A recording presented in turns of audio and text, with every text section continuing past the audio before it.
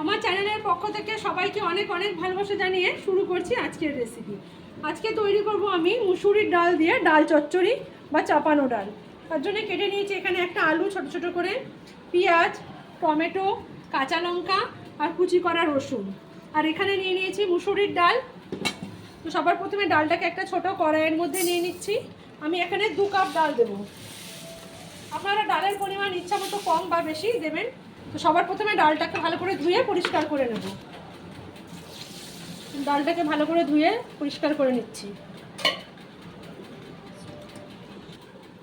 ডালটা কিন্তু 4-5 বার জল পাল্টে পাল্টে ধুয়ে নিয়েছি। এবার এটাকে আমি অন্য যে কড়াইটায় রান্না করব তার মধ্যে নিয়ে নিচ্ছি।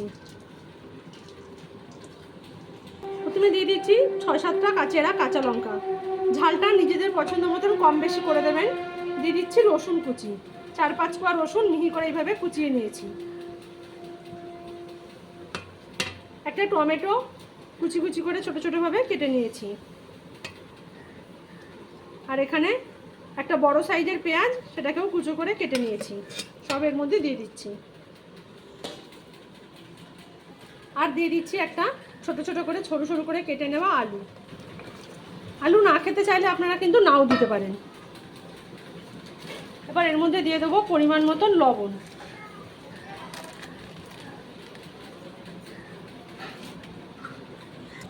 দিয়ে দিচ্ছি অল্প হলুদ গুঁড়ো।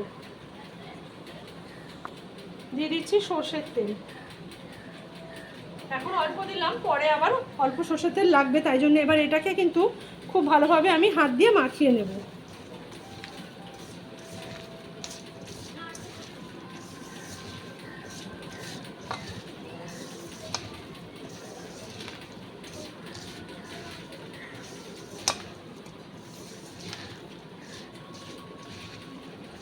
মাখাটা কিন্তু একটু ভালোভাবে মেখে নেবেন।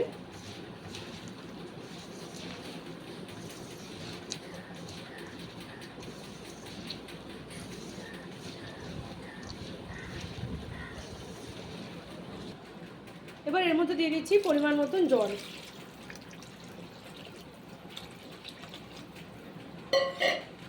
এবার এটাকে কিন্তু আমি গ্যাসে বসিয়ে দেব।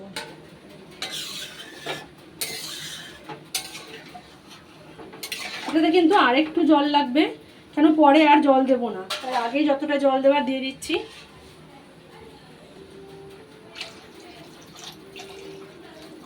এবার এটাকে কিন্তু আমি ঢাকা দিয়ে সেদ্ধ হতে দেব। প্রথমে হাই হিটে যতক্ষণ না ফুটে উঠছে ঢাকা দিয়ে রাখছি। এবার দেখুন ঢাকাটা খুলছি, ডালটা ফুটে গেছে।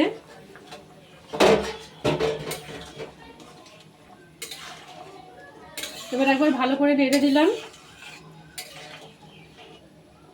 এবার আবারও এটাকে চাপা দিয়ে এবার গ্যাসের আগুনটা কিন্তু একদম লো করে দেব। আস্তে আস্তে সব কিছু সেদ্ধ হবে। এবার ডালটা খুলছি। আমি কিন্তু এখানে 15 মিনিট মতো ডালটা ঢাকা দিয়ে রেখেছিলাম। 15 থেকে 20 মিনিট হবে। একদম ধিমি আছে, আস্তে আস্তে ফুটে ফুটে দেখুন সম্পূর্ণটা কিন্তু সেদ্ধ হয়ে গেছে। এবার গ্যাসের আগুনটা বাড়িয়ে একটু জলটা শুকিয়ে নেব। যে যেরকম জল খেতে পছন্দ করবেন, ডালটা কেউ পাতলাও খেতে চান, কেউ একটু ঘনও করতে চান, সেই অনুযায়ী থিকনেসটা রেখে নিলেই হবে। ডাল কিন্তু একদম সেদ্ধ হয়ে গেছে। এবার কিন্তু গ্যাসটাকে অফ করে দিচ্ছি। ডালটা কিন্তু হয়ে গেছে, অল্প একটু জলও শুকিয়ে নিয়েছি। এবার ওপর থেকে দিয়ে দেবো কিছুটা সর্ষের তেল। প্রথমে দিয়েছিলাম, পরেও বেশ খানিকটা দিয়ে দিলাম।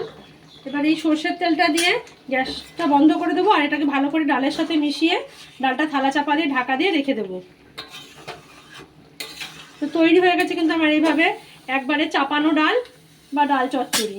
এবার এটাকে ঢাকা দিয়ে গ্যাসটা বন্ধ করে ডালটা ঢাকা দিয়ে রেখে দিচ্ছি। দেখুন তৈরি হয়ে গেছে কিন্তু একদম গরম গরম চাপানো ডাল বা ডাল চচ্চড়ি। তো একবার এভাবে বানিয়ে অবশ্যই ট্রাই করবেন। আর এখানেও আমি নিয়ে নিয়েছি গরম গরম ভাত আর ডিম সেদ্ধ। এই গরম গরম ভাতের সাথে কিন্তু এই গরম গরম চাপানো ডাল আর ডিম সেদ্ধ খেতে কিন্তু খুব সুন্দর হয়। আর রানতেও কোনো ঝামেলা নেই। আমি কিন্তু এখানে ভাত আর ডাল বসিয়ে দিয়ে স্নান করতে চলে গেছিলাম। স্নান করে এসে ভাত নিয়ে নিয়েছি খাওয়ার জন্য। তো দেখুন একবার রেসিপি এইভাবে ট্রাই করুন।